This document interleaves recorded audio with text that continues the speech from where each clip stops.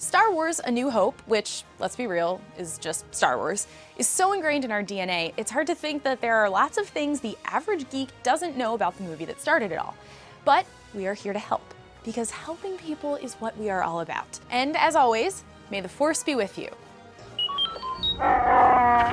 Did you know that Star Wars opened in only 32 theaters on May 25th, 1977? Hype and word of mouth in a pre-internet age led to more and more theaters picking it up, so that by the end of the summer, it was in 1,000 theaters. In a stroke of good luck, it premiered at the famous Mann's Chinese Theater in Hollywood only because The Exorcist director William Friedkin's new movie Sorcerer was delayed. The iconic one-minute crawl is 83 words long and patterned after the opening titles of vintage Flash Gordon serials. It was edited down from a rambling 6 paragraphs by Lucas friend and Carrie director Brian De Palma. The subtitle Episode 4, A New Hope, was added after its re-release in April of 1981. Interiors were filmed during the summer of 1976 inside 9 sound stages at EMI Elstree Studios in Borehamwood, England, with other locations including Death Valley, California, and Tunisia.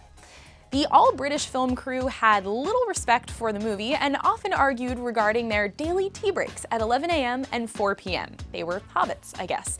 This is a tradition in England going back to the 1780s when factory workers drank sugared tea to keep them alert.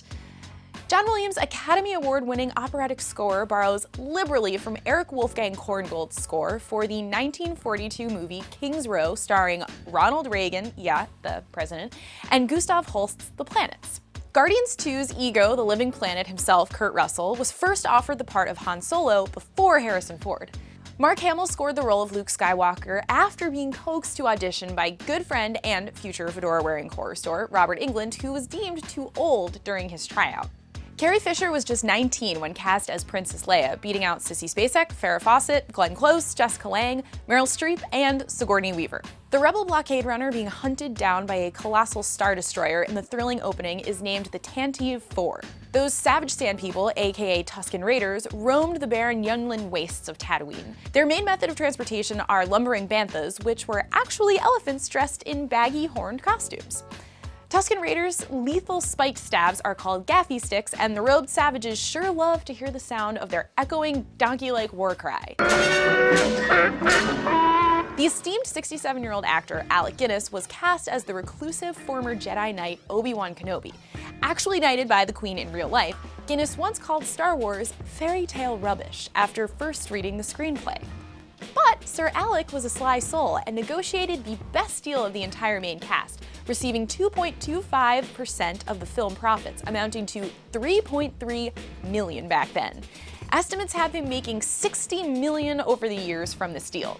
Not bad for fairy tale rubbish. The Empire's one-man short-range TIE fighter is so named for its twin-ion engines. TIE, get it?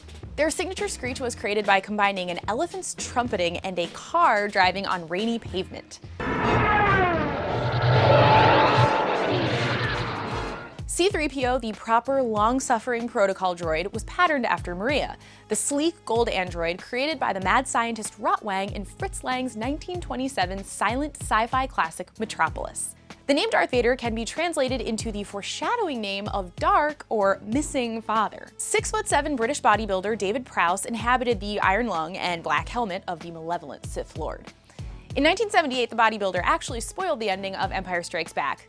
Yeah, that ending, when giving a speech. Thankfully, this was pre-internet, so the entire world didn't know about it like 3 seconds later. But it did result in him being banned from future Star Wars events. Venerable British actor Peter Cushing played the sinister Grand Moff Tarkin. His feet often ached from standing in tall officer boots, and he often wore comfy carpet slippers on set. Lucas was unhappy with the Mos Eisley Cantina scene and needed more alien creatures, but time and budget didn't allow it. Off-the-shelf monster masks from makeup artist Rick Baker's collection were used to fill out the barflies. The aquatic trash compactor monster is a large carnivorous cephalopod called a Dianoga. Chewbacca's familiar growl is a blend of bear, lion, walrus, and badger vocalizations. It's also been known to elicit fits of infectious laughter when heard. Like that. The name of that awesome holographic chess game C-3PO and Chewbacca play on the Millennium Falcon is Dejarik, and is best not played with Wookiees with a penchant for delimbing cocky opponents. Against popular belief, the Death Star trench attacked by Rebel pilots is not the dark equatorial band surrounding the space station, but a much smaller vertical alley near the base's northern pole.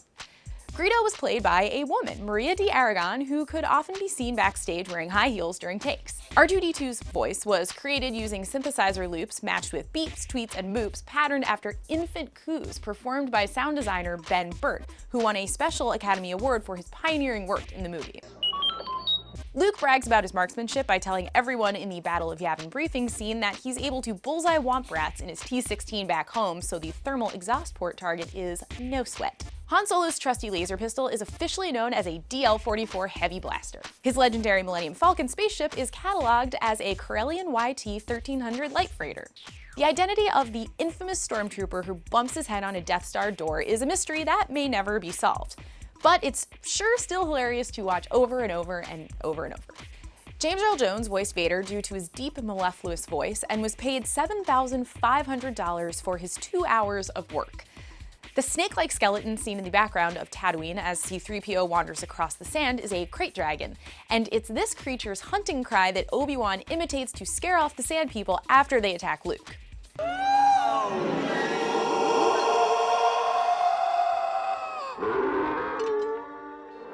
The black, needle-equipped torture droid menacing Princess Leia in her detention cell is called an ITO interrogator. That tiny black droid Chewie frightens on the Death Star is logged in as a MSE-6 mouse droid.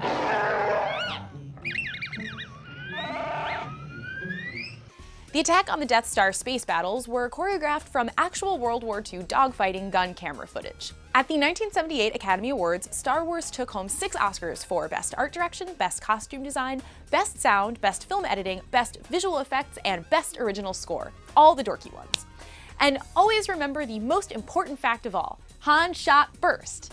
Yes, I bet you have. We totally just pissed off half the people watching with that. Yeah, we're gonna go hide. But also subscribe, but we're gonna go hide.